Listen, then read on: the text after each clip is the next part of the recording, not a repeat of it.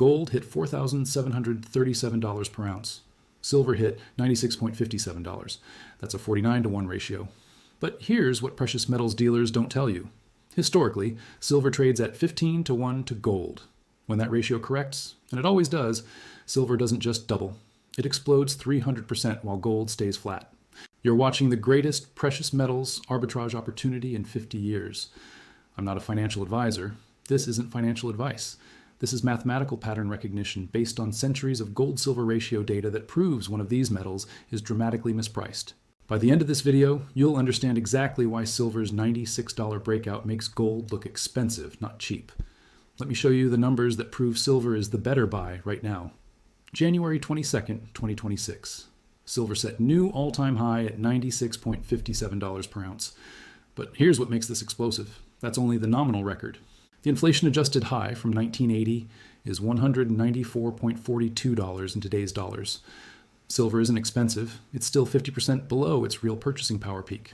Meanwhile, gold trades at $4,737, which exceeds its inflation-adjusted 1980 high of approximately $2,800. Gold has already surpassed its historical purchasing power peak, while silver trades at half its real value. This isn't opinion. This is mathematical proof that silver offers superior value compared to gold at current prices. But here's what changes everything about precious metals investing. The gold-silver ratio just flashed the strongest buy signal for silver in decades. The current 49-to-1 ratio means it takes 49 ounces of silver to buy 1 ounce of gold. Throughout human history, that ratio averaged 15-to-1.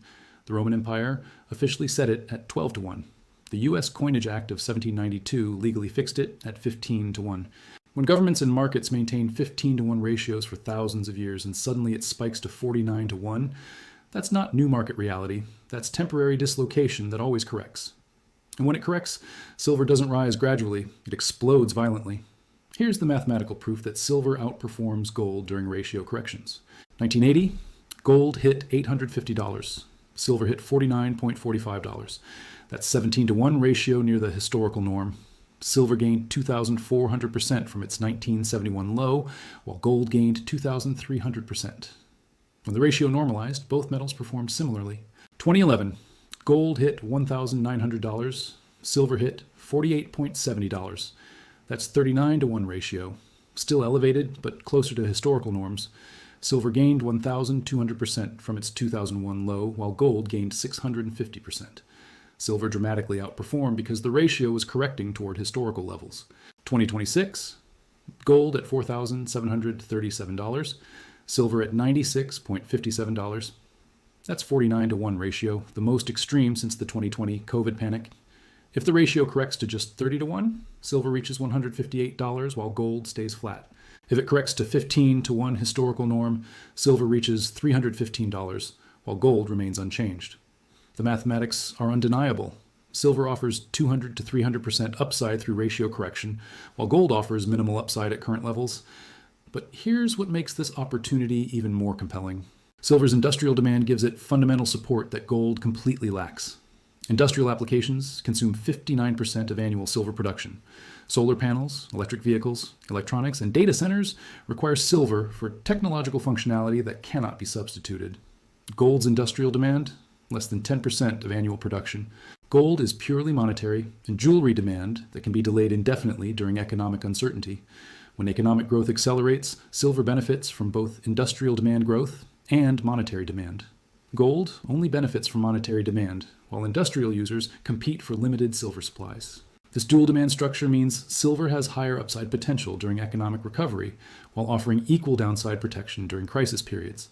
And the industrial demand story is entering explosive acceleration.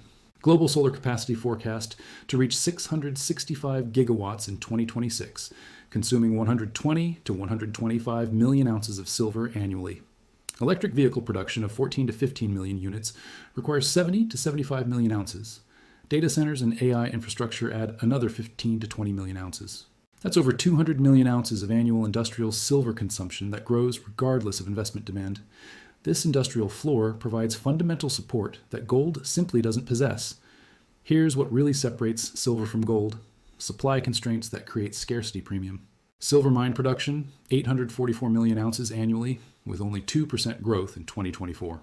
Over 70% comes as byproduct of other metals mining, making supply response to price increases extremely slow. Gold mine production, over 3,000 tons annually with dedicated gold mines that can expand production when prices rise. When demand surges, gold supply can eventually respond.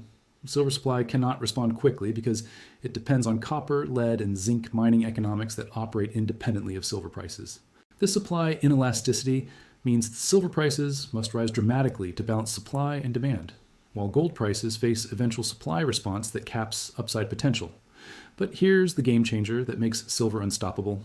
Geopolitical supply concentration that gold doesn't face.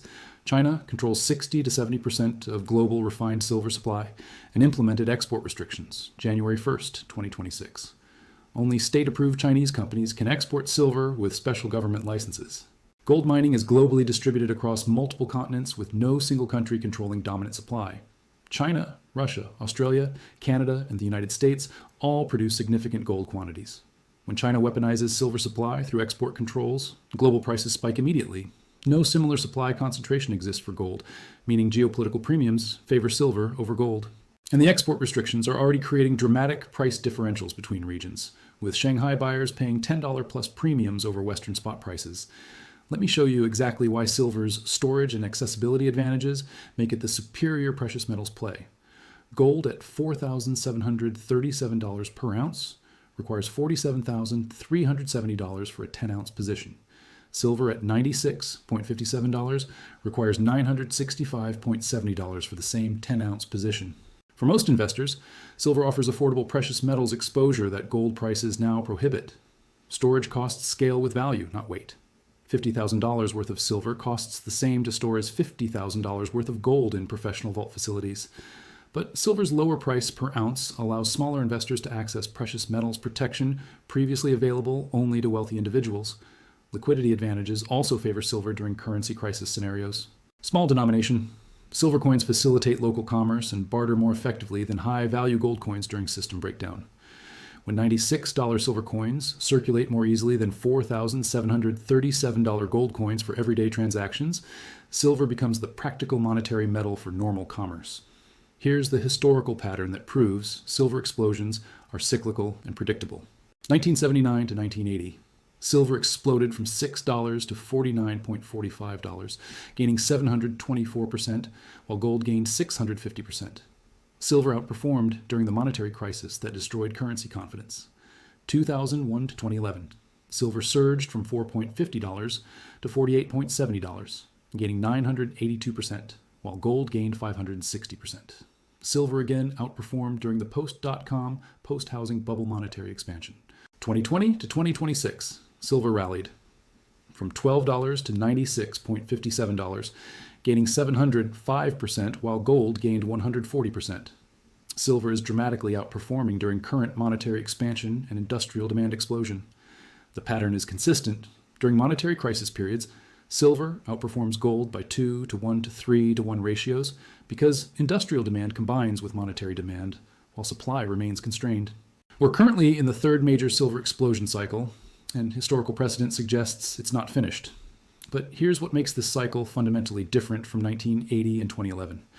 Previous silver surges were driven primarily by monetary debasement and investment speculation. This cycle combines monetary demand with structural industrial consumption that cannot be turned off. Solar panels installed today operate for 25 plus years, continuously supporting silver demand. Electric vehicles require silver for safety critical systems that cannot substitute alternative metals. Industrial demand provides a consumption floor that didn't exist in previous cycles, making the silver explosion more sustainable than speculative bubbles. The silver supply deficit reached 117.6 million ounces in 2025 and is projected to widen further as industrial consumption accelerates faster than mining production. Gold markets show periodic surpluses when mine supply exceeds jewelry and investment demand. Silver markets face structural deficits that can only be resolved through higher prices that discourage marginal industrial uses. When deficit commodities face inelastic industrial demand, prices must rise sufficiently to destroy demand or significantly expand supply. Since silver supply cannot expand quickly and industrial demand cannot be substituted, prices must rise dramatically. Here's exactly what happens when the gold-silver ratio corrects to historical norms. Scenario 1. Ratio corrects to 30 to 1, conservative. Gold stays $4,737. silver reaches $158. Silver gains 63%, while gold gains 0%. Scenario 2, ratio corrects to 20 to 1, moderate. Gold stays $4,737. Silver reaches $237. Silver gains 145%, while gold gains 0%. Scenario 3, ratio corrects to 15 to 1, historical norm. Gold stays $4,737. Silver reaches $315. Silver gains 226%, while gold gains 0%. These aren't fantasy projections. These are mathematical outcomes if historical patterns repeat. The current 49 to 1 ratio sits well above the 60 to 1 to 75 to 1 modern average. Markets always drift back toward long-term averages eventually. Conservative analysis suggests ratio compression to 35 to 1 by year-end 2026. That implies silver reaching $135, while gold remains near current levels. Base case analysis projects ratio compression to 30 to 1, implying $158 silver with flat gold performance. Optimistic analysis based on industrial demand acceleration suggests 25 to 1 ratio, implying $189 silver. Every scenario favors silver over gold because the ratio correction mechanism works through silver appreciation, not gold depreciation. Silver enters 2026 with the strongest fundamental backdrop in precious metals history.